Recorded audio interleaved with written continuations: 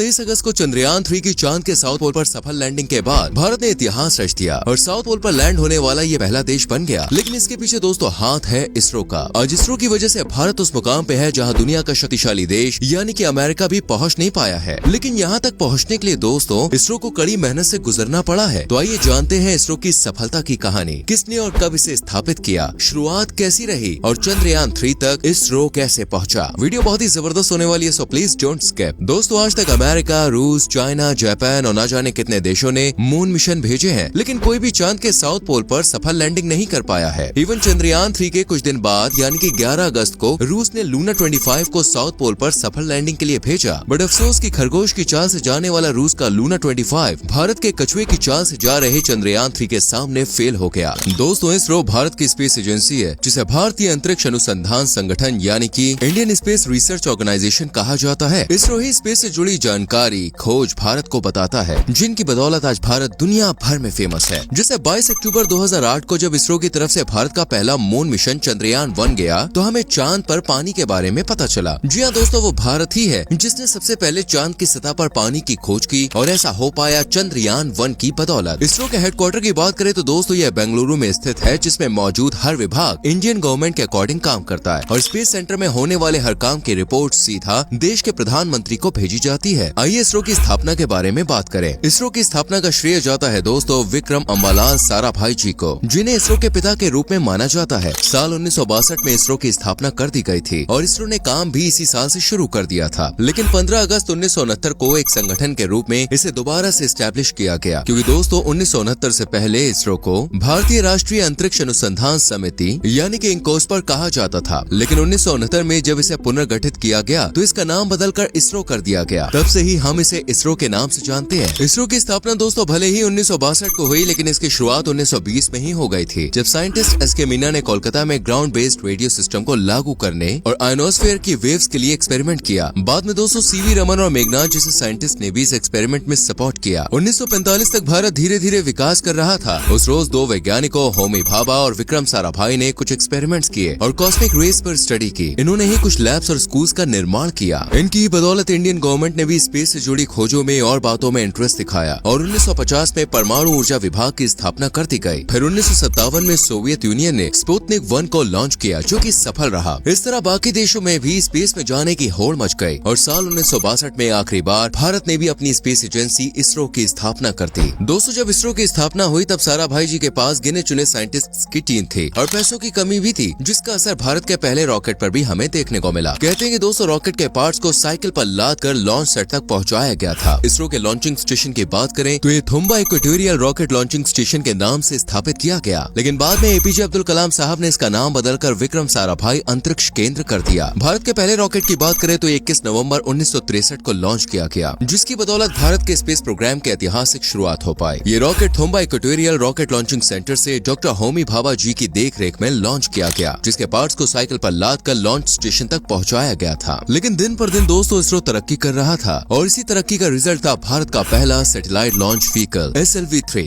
इस launching vehicle की खास बात ये थी कि 40 किलोग्राम की कैटेगरी के पेलोड को लो अर्थ ऑर्बिट में रखने के योग्य था। 18 जुलाई 1980 को इसे लॉन्च किया गया और SLV-3 के जरिए रोहिणी को ऑर्बिट में स्थापित किया गया। आपको बता दें रोहिणी इसरो द्वारा लॉन्च की गई सैटेलाइट की एक सीरीज थी और इस सीरीज में 4 सैटेलाइट्स शामिल थे, जिनमें से 3 ऑर्बिट में सक्सेसफुली एंटर कर गए थे, जबकि एक फेल रहा। इस तरह स्पेस तक पहुँचने वाले देशों की लिस्ट में भारत 6वें नंबर पे आ गया था और फिर इसरो ने बनाया PSLV यानी कि पोलर सैटेलाइट लॉन्च व्हीकल, जो अब तक का भारत का सबसे भरोसेमंद लॉन्चिंग व्हीकल है। 1994 में लॉन्च हुए PSLV ने 2017 तक 39 मशीनों को सक्सेसफुली लॉन्च किया। इसी लॉन्चिंग व्हीकल के जरिए भारत ने अपना पहला मून मिशन यानी कि चंद्रयान 1 लॉन्च किया था। साथ ही 2013 में मंगल ऑर्बिटर स्पेसक्राफ्ट को भी इसी के जरिए लॉन्च किया गया और आज भी इसरो के सभी मिशंस में PSLV का ही इस्तेमाल किया जाता है। भागती दौड़ती इस दुनिया के साथ साथ दोस्तों इसरो ने भी विकास पर और ध्यान दिया और फिर हमें मिला GSLV यानी जियो सिंक्रोनस सैटेलाइट लॉन्च व्हीकल। जी हाँ दोस्तों, ये भी एक लॉन्चिंग व्हीकल है जो PSLV के कंपैरिजन में भारी पेलोड को कक्षा में डालने के काम आता है। 2004 में GSLV के बाद आखिरकार साल 2008 में इसरो ने चांद की तरफ अपना पहला कदम बढ़ाया। ये वही साल था जब चंद्रयान 1 ने इसरो को बनाकर तैयार किया और अक्टूबर 2008 को लॉन्च भी कर दिया। इसे लॉन्च करने के लिए दोस्तों PSLV व्हीकल की मदद ली गई। चंद्रयान 1 ने चांद के चारों तरफ 3400 से भी ज्यादा चक्कर लगाए, लेकिन 29 अगस्त 2009 को स्पेसक्राफ्ट से संपर्क टूटने के साथ साथ ही ये मिशन पूरी तरह से खत्म हो गया। हालांकि चंद्रयान 1 तब तक भारत के साथ साथ दुनिया को एक बड़ी जानकारी दे चुका था, और वो ये कि चांद की सतह पर पानी मौजूद है। जी हाँ दोस्तों, चंद्रयान 1 के जरिए भारत ने दुनिया को बताया कि चांद पर पानी मौजूद है, और इस तरह चांद पर पानी खोजने वाला भारत पहला देश बन गया। समय आगे बढ़ा और साल 2019 में इसरो ने चांद की तरफ अपना दूसरा कदम बढ़ाया, और वो कदम बढ़ाया था मून मिशन 2 के जरिए। इस मिशन को नाम दिया गया चंद्रयान 2, जिसे चांद के साउथ पोल पर लैंड किया जाना था, यानी कि वो जगह दोस्तों आज तक जहां कोई भी नहीं पहुंच पाया था। 22 जुलाई 2019 को चंद्रयान 2 को सफलतापूर्वक लॉन्च तो कर दिया गया, लेकिन 47 दिनों के बाद ये यात्रा तब अधूरी रह गई जब 6 सितंबर 2019 को चंद्रयान 2 की चांद पर क्रैश लैंडिंग हो गई। चंद्रयान 1 और चंद्रयान 2 के फेल होने के बाद इसरो ने मार्स यानी कि मंगल ग्रह की तरफ कदम बढ़ाया, और पहली ही कोशिश में सफल भी रहा। 5 नवंबर 2013 को इसरो ने अपना मार्स मिशन लॉन्च किया, और रूस की रोसकॉस्मोस, अमेरिका की नासा और यूरोपियन स्पेस एजेंसी के बाद मंगल की कक्षा में स्पेसक्राफ्ट भेजने वाला भारत दुनिया का चौथा देश बना, और पहली ही कोशिश में मंगल ग्रह की कक्षा में पहुंचकर एक नई जीत अपने नाम भी की। इसके बाद इसरो ने कदम बढ़ाया दोस्तों तीसरे मून मिशन यानी कि चंद्रयान 3 की तरफ, जिसे 14 जुलाई 2023 को लॉन्च किया गया, और फाइनली 40 दिनों के सफर के बाद 23 अगस्त 2023 की शाम को 6:04 पर चंद्रयान 3 ने चांद के साउथ पोल पर सफल लैंडिंग की और एक इतिहास रच दिया। चंद्रयान 3 की सफल लैंडिंग के बाद भारतीय space agency ISRO south pole पर पहुंचने वाली पहली एजेंसी और भारत का पहला देश बन गया। और अब भारत की स्पेस एजेंसी इसरो चांद की सतह पर पानी सहित दूसरे मिनरल्स को खोजने वाली है, यानी अब इसरो तैयारी में है कि चांद की सतह को और अच्छे से एक्सप्लोर किया जाए। चांद के साउथ पोल के बारे में और अच्छे से जाने अब ये कोशिश है। क्या क्या रहस्य छुपे हैं चांद के साउथ पोल पर, ये सारी जानकारी दोस्तों अब हमें इस इसरो के चंद्रयान 3 यानी कि भारत के तीसरे मून मिशन के जरिए मिलने वाली है। चंद्रयान 3 ने दोस्तों चांद पर जैसे ही झंडा फहराया, इसरो का कद पूरी दुनिया में अपने आप ही ऊंचा हो गया। सब ये मान गए कि कोशिश करने वालों की कभी भी हार नहीं होती है। आज इसरो की बात करें तो दोस्तों इसके साथ 17,000 के लगभग लोग जुड़े हैं। यहाँ पर कई दिग्गज वैज्ञानिक बैठे हैं जो भारत को हर उस बुलंदी तक ले जाना चाहते हैं जहाँ तक कोई भी ना पहुँचा हो।